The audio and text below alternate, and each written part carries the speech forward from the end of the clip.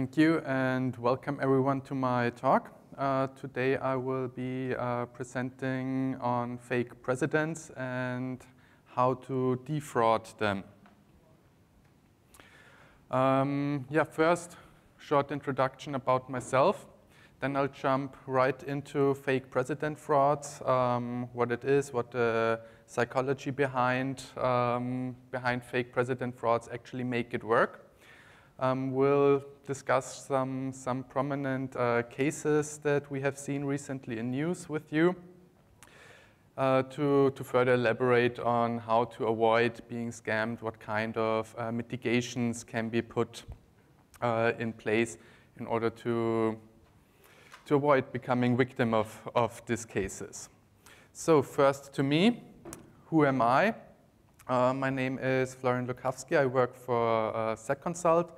Started off as security consultant, doing pentests, source code reviews, for the first 5 years of my career with Consult. Recently, I moved to Singapore. If it's not hazy outside, enjoy it very much here. And yeah, ever since I was a child, I am passionate about security. Fascinating by how things work, and even more fascinated by how things not work or how things being able to be broken. So let's jump into fake president fraud.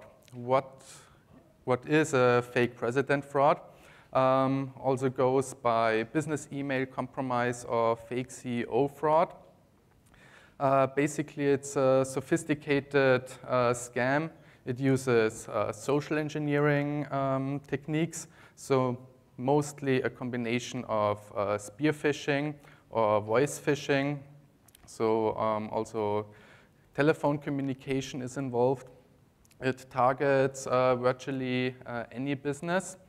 Of course, businesses that often deal with wire transfers, businesses that deal with transactions to foreign countries are more lucrative goals, as they will be used to transferring huge amounts of monies to foreign bank accounts.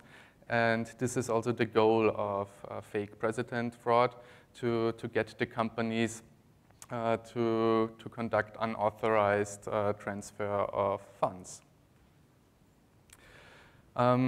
Is it common?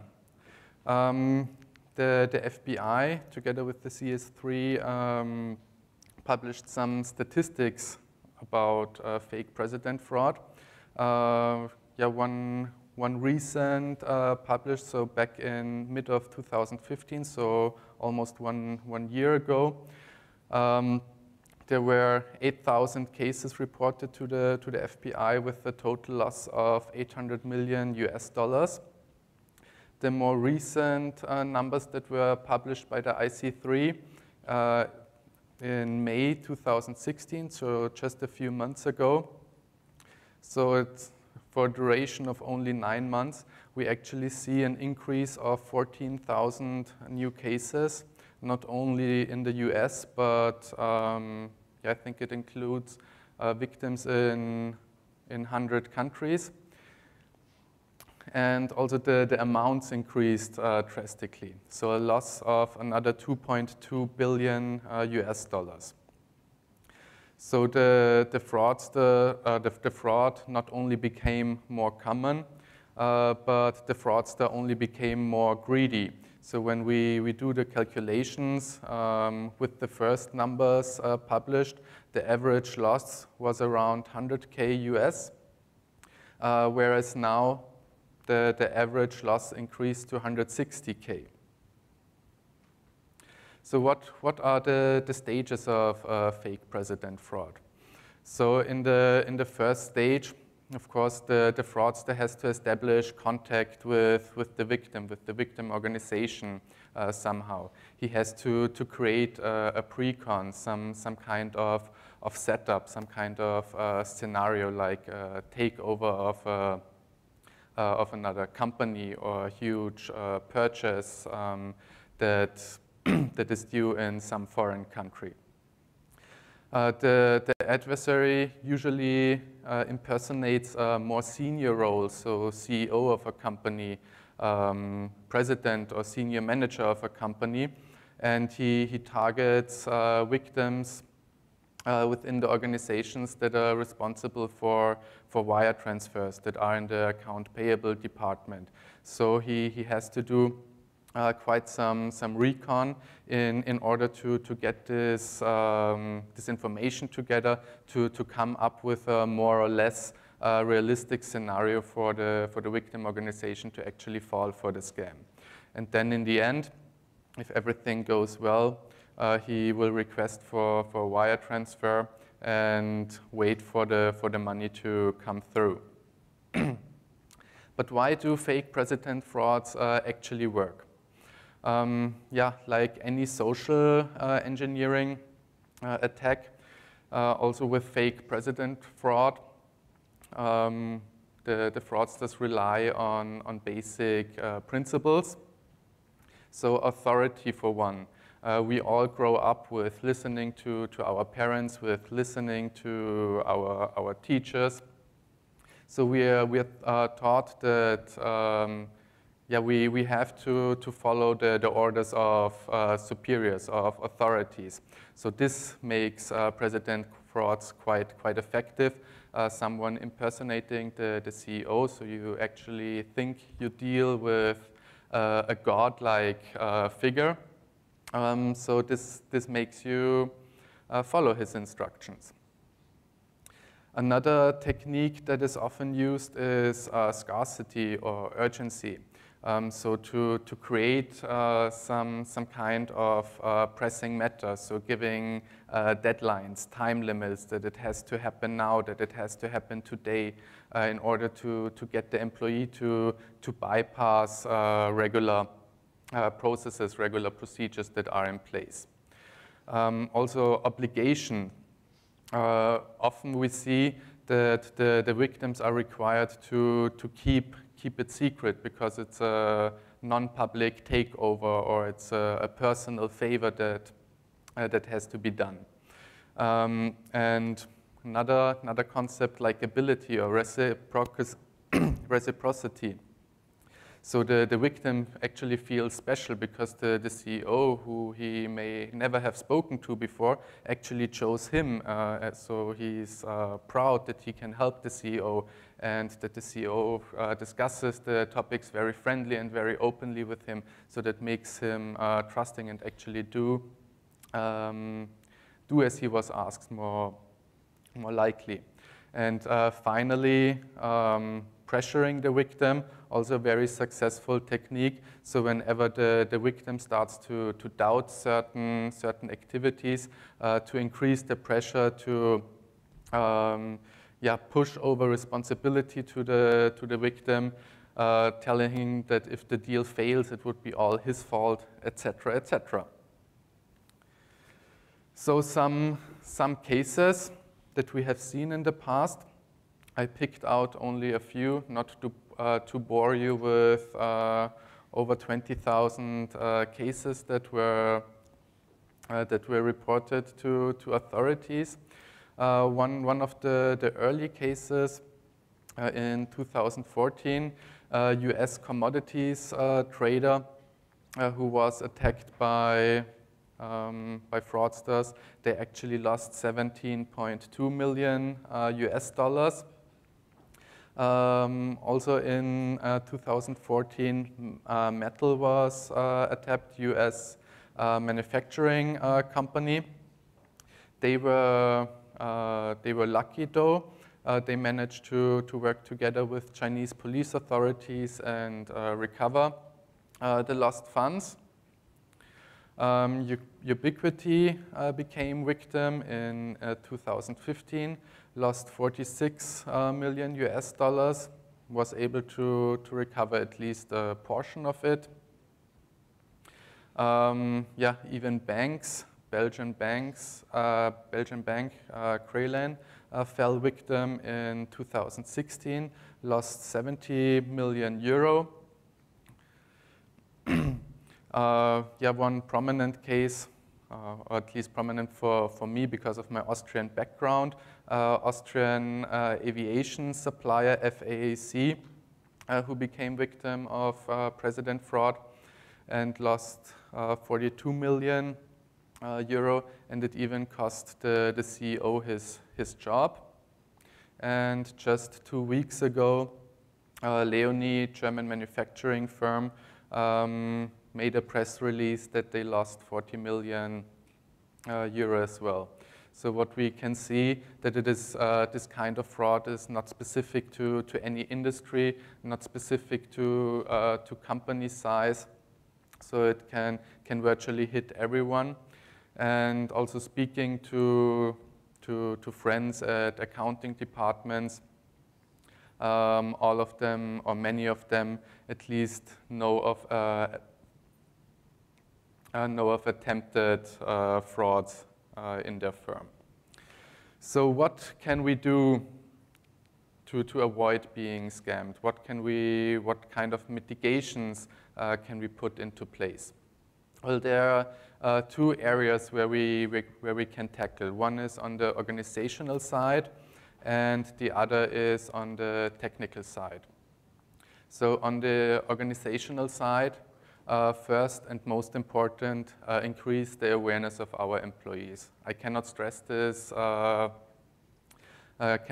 Stress this enough, how important it is to make the employees aware of such frauds, make the employees aware of basic security principles to make sure that this does not happen.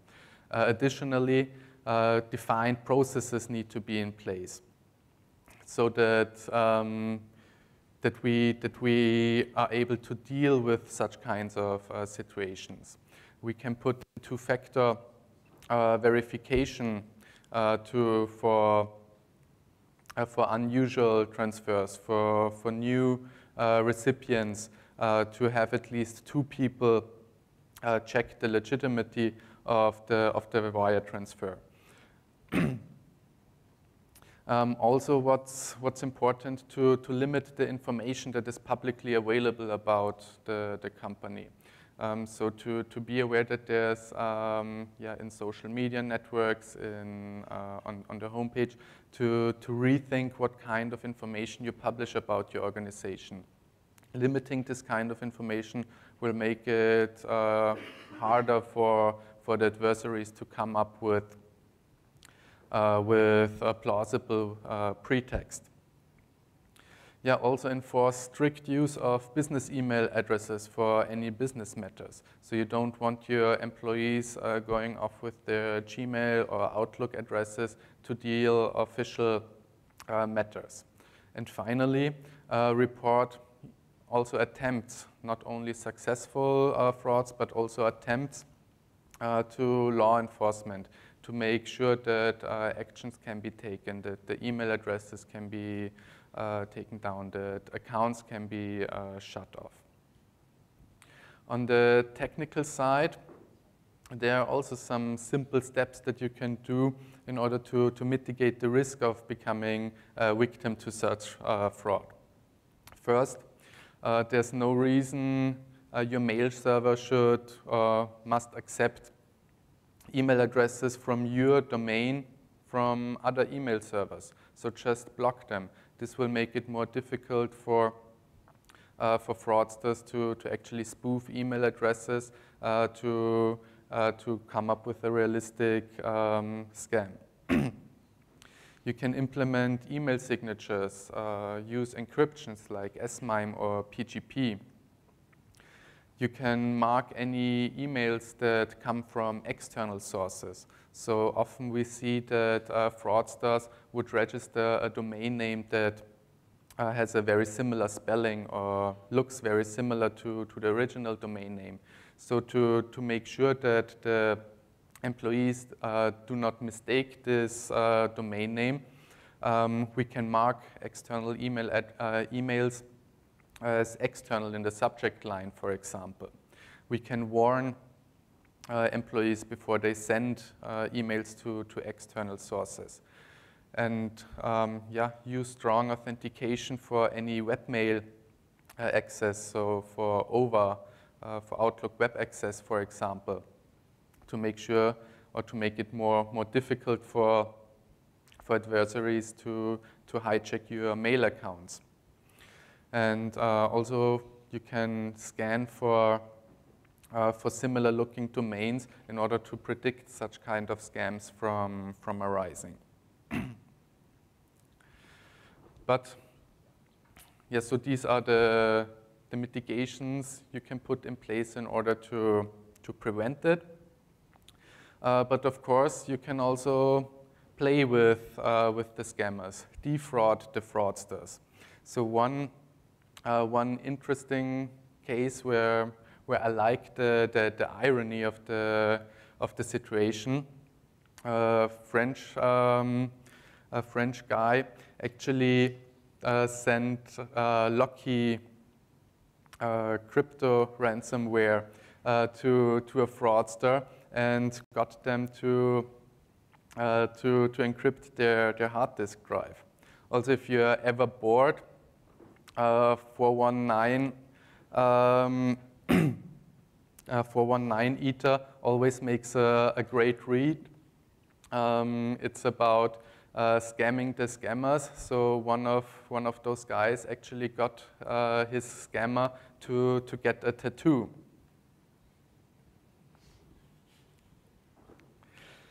Yeah, and one case that was offered to me by a friend working here in Singapore at the local bank. So he actually played with the scammer as well, asking him for transfers, for information in order to fish out bank accounts that were used by the fraudsters in order to report them to authorities, to the banks, to make sure that they were not used for any other frauds. So this also shows nicely how this is done. So yeah, presenting fake information to the victims, setting up the con. We can see that the wire transfers were apparently being done. So the fraudster is actually happy. So one of the goals is to keep him happy, send him fake transaction confirmations. Yeah, so I think he was able to identify 6 or 7 accounts so far that were meanwhile taken down and cannot be used for any real fraud anymore. Yeah, you can also use email tracking in order to get more information about the fraudsters, to see where they come from, what they are doing. So yeah, it's not called Nigeria scam for no reason. And we at Consult, we developed another approach recently, which is one of the modules of CyberTrap, callback documents, which I will show in a short demo. So just as a yeah, for the situation for the demo. So we have the case CEO. Asks the CFO if he has taken care of the invoice already. CFO, of course, has no clue what the CEO is talking about. Yeah, the CEO is creating urgency. Damn it, I forgot about it. Please do it quickly. CFO, as his good buddy, of course, complies and sends over the funds. 3 hours later, the CEO and the CFO meet up in the coffee room. The CFO lets the CEO know that everything is done, transaction is handled, and this time the CEO has no idea what the fuck the CFO is talking about.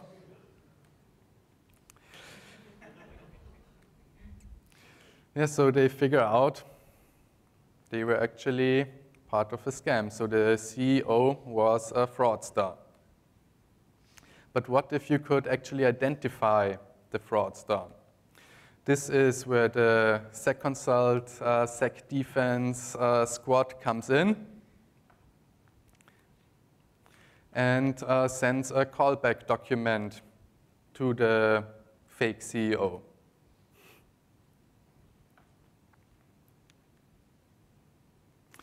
And to see how this looks like, I have prepared a short demo.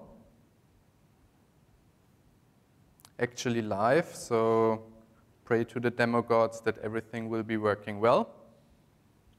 So this is the screen of the fraudster. So he just received the payment confirmation. You can see nicely forged Acme Bank confirmation number. Everything looks very neat and nicely. Meanwhile, I should receive an email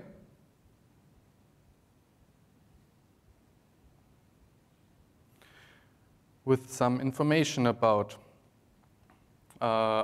the fraudster. So I can you read it all right? Bit small. So this here is the IP address.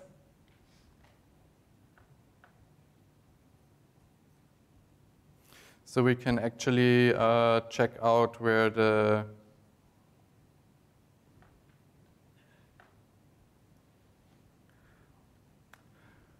attacker is located. So we see that I am located in Singapore,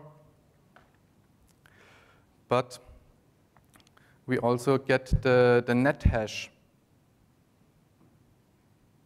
of the attacker. So let's paste that into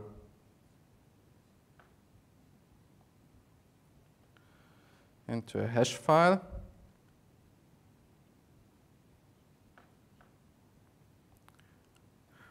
Run John. And we can actually crack the password of the attacker.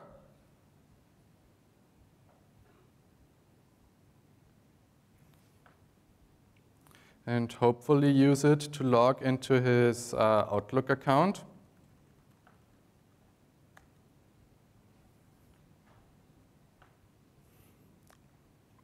And if it wasn't an account that was just registered for today's demonstration, you would probably see all kind of Facebook, Twitter, etc. messages. And before someone of you gets the idea to hijack my demo account, I will change the password, hopefully. Let's see who is quicker.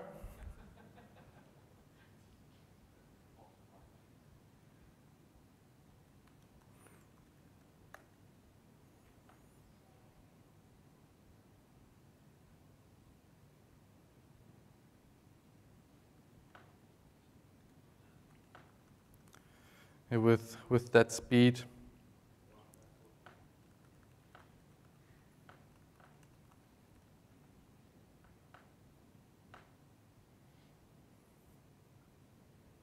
Perfect. So my demo account is still secured. So we actually have control now over the mail account. Can use this to gain further intelligence about the attacker, about other services he's using, his Amazon, where he just bought his new yacht because he was able to scam 1.8 million of another victim, and hand this evidence over to law enforcement in order to track down the fraudsters even more efficiently.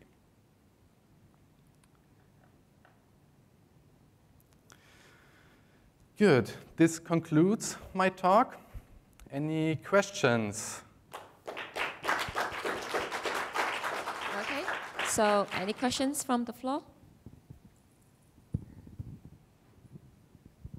Hi. Good question. Is it legal to hack Fraudster? Sorry? Is it legal to hack Fraudster? What you have done, is it legal?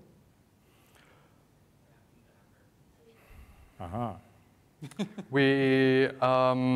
If we hand it over to law enforcement, I would say it's a gray zone.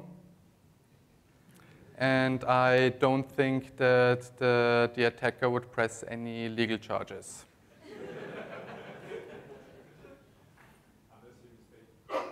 Unless I'm mistaken, yes. So this kind of technique, of course, has to be used ethically only. So not to do any, I don't know, email tracking or scamming or whatever, but for ethical purposes only. Okay, interesting. So any more questions from the floor?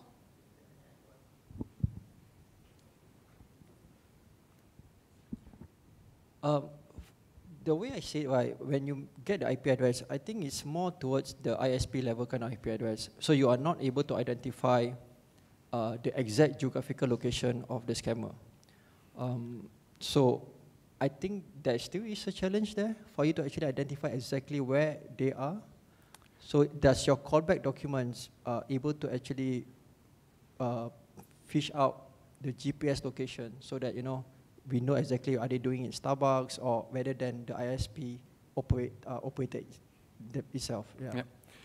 No, that's true. That's a valid point you bring up. So the IP address, of course, does not point to his home address or to his geolocation where he is at this point in time, but only to the ISP.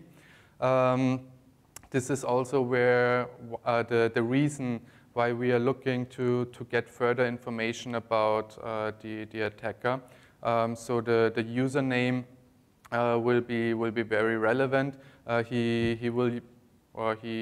a high probability that the fraudster will use his username for other accounts, for Twitter accounts, for Facebook accounts that might be linked with phone numbers.